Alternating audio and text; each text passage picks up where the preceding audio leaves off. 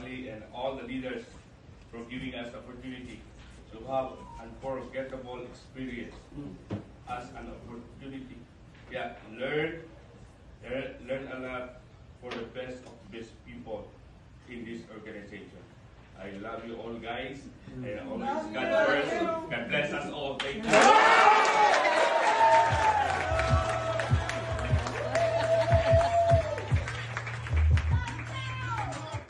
I guess I'm the last. Save the best for I'm last. speaking Tagalog. Just kidding. So here's my. Hi guys, I'm Rowena.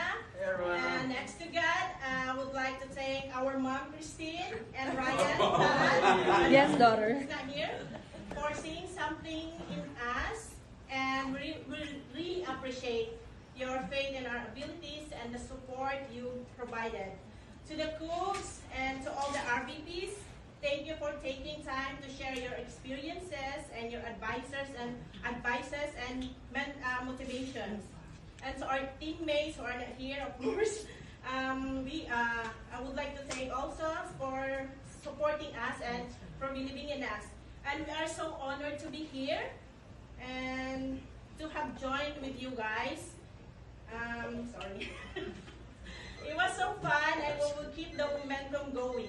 Become an RVP in the next couple of months. We will do this for